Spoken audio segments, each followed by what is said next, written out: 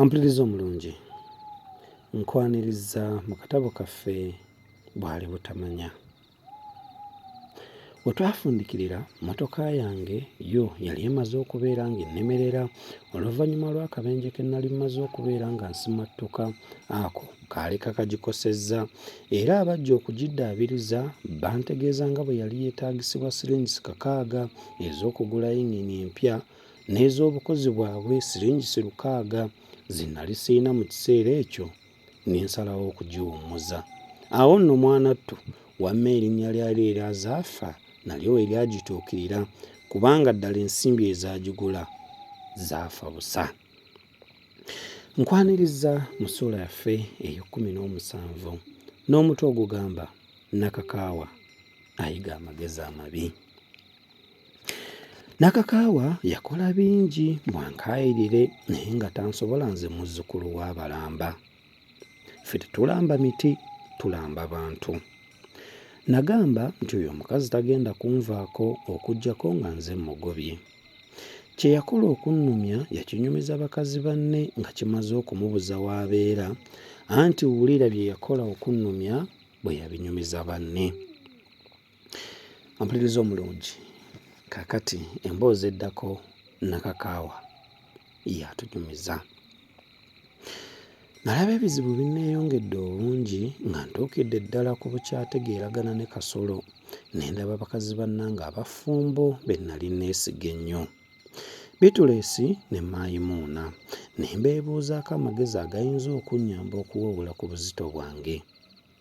Bwe namala okubategeeza nga Kasolo bwe yansuula edda, Biitu n'aŋŋamba nti, "Gwe lwaki weekuumira awaka ebbanga lyonna nga Kasolo ali mu kucakaza abawala b'oku nsi ya Mukama bonna? Gwe toli muntu nga ye. Naawe funayo omusajja akucakazengako nga Kasolo ali mu bumalaaya bwe obumutambuza kasu ku nsalo." Mukwano gwange namuddamu nti, "Naye nnyabo, oyo omusajja gw'olaba alinga eyaggwa edda ku ddalu bw'alimanya talinzita." Ko Maayi nti, "Ate nno owulira, olugoye lw'oliba oyambadde lwe lulyogera gy'ova." Bituleesi yaddamu nti, "Nze amagezi ge nkuwadde ge gokka agasobola omusajja omutambuze ng'oyo. Bw'onaafuna omuntu akubudaabuda ng'ebirowoozo biwummula. Tokwata buno bufaagifaagi, naawe kwata mu loodi. Kale omusajja okukulekanga awaka n'amala omwezi nga tamanyi gy'osula, gw'oli mufiirwa." Amagezi bannange ge bampa nalowooza nti matuufu naye njagala ntandikirewo okugagoberera. Kye nasookerako kwe kukyusa ku mpisa ne ntandika okulaga baz'okwagala okungi ennyo aleme kulowooza nti nina kye njiiye okukola. Namuggyako omumwa ne ntandika okumusanyukiranga ennyo buli budde bwonna we yakomerangawo eka. Ne bwe yakomangawo mu ttumbi wakati obanga obudde bukya ng'era nze mmwaniriza ne mmukulisa gy'ava. Amazzi lwageetaaze nagafumbanga mangu ne ngamutwalira mu kinaabiro n'anaabako. Bwe yabanga ayagala okunywa ku caayi nga naye mufumba mangu n'amunywa. Emmere nagimuwanga mangu nga simulenze kugisaba. Yali anzikiriza nti essaawa ez'okulya bwe zituukanga nga taliiwo simulindanga, naye nze olw'okwagala okumubuzaabuza natandikanga okumulinda okutuusa lwe yaddanga ne tulya ffembi. Emmere twagiryanga tusanyuka ng'era tunyumya bulungi.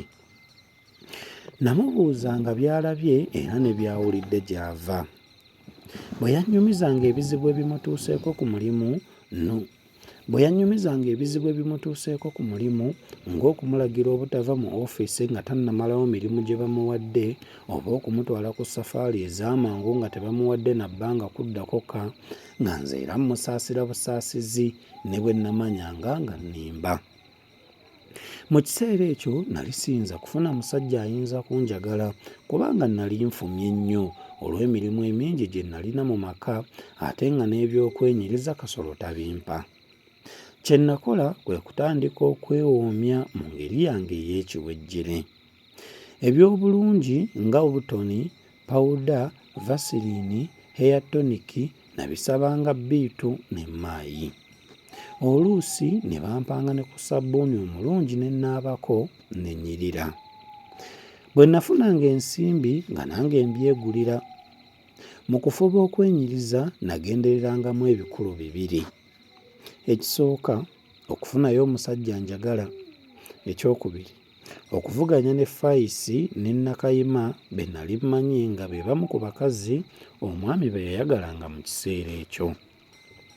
Kyantwalira ebbanga ddene okutuuka ku kulabika obulungi nga bakazi bannange abaabanga n'ebyokwekolako ebya buli ngeri ate nga babbaabwe babayamba ne ku mirimu gy'omu maka egimu. Nze omwami wange teyanyambanga ku mirimu gyange newankubadde ku gy'okujjanjaba abaana baffe nga balwadde. Namala omwezi gumu nga neezigula, Biitu ne Maayi ne baŋŋamba nti ntandise okulabika obulungi nti era nnyinza n'okusikiriza. Naye ekyo nze saakikkiriza bulungi kubanga nali sinasanga musajja ŋŋambako nti mukyala ng'olabika bulungi. Ku ludda lw'ekyalo ky'ewaffe mu bugwanjuba waaliyo omwami omu gwe nali mmanyi obulungi ng'ayitibwa Lwogamata.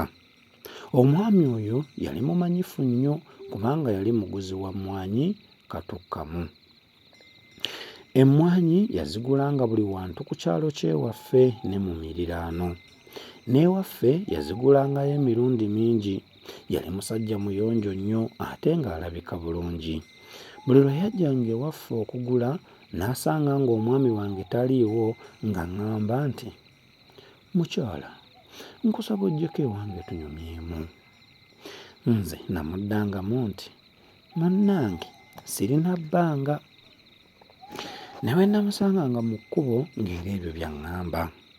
Ate twamusanganga emirundi mingi nga tuli ne baze, naddala ku mikolo egitera okugatta abantu b'ekyalo ng'egy'okuziika abafu, embaga z'obugole, okwabya ennyimbe n'okusinza liiso ddene. Mu kiseera ekyo bannange bwe bampeera amagezi ag'okwefunira ebweru omuntu anambudaabudanga, nali mmaze okuwulira nti Lwogamata yakwata mukazi we ng'amuleetedde eddagala ly'okumutta. Bwe yamala okumukwata n'amugoba ng'amaliridde obutamuzza mu maka ge. Olugambo lwasaasaana mangu nti muka Lwogamata yali ayagala kumutta, naye oluvannyuma ennyo kyategeerekeka nti eddagala teryali lya kumutta, wazira lyali lya kumunyiiza kwagala bakazi balala. Okuva ewa Kasolo okutuuka ewa Lwoga waaliwo ettale omwali ekkubo ery'amakutu omwateranga okuyita ab'ebigere. Olugendo lwali lwa ddakiika nga 15. Bwe wayita ewala ng'ova ewaffe n'oyita mu bulungi bwa nsi eyo ku kyalo n'otuuka mu luguudo olunene n'olambika ng'odda mu bugwanjuba Lwogamata gye yabeeranga. Okutuuka ewuwe ng'otambula mayiro 2. Amaka ge gaali kumpi nnyo n'oluguudo. Lwali lumu ne njagala okulaba ku ssengange Kibite kisooka eyabeeranga ku ludda lw'ekyalo Lwogamata gye yali. Nagenda kusiibayo busiibi nga maze n'okusaba omwami wange n'anzikiriza.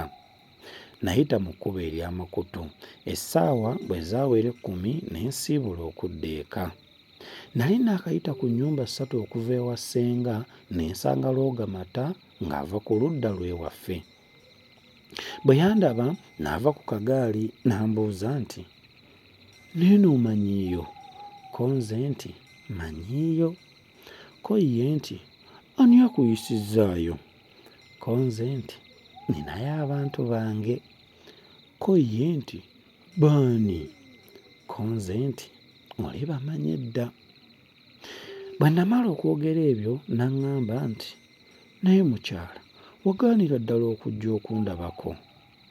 Ko nze nti saagaana bugaanyi, wazira ebbanga ly'ezzibu okufuna ate nninamu n'ebizibu, ye nandizze ntya gye simanyi.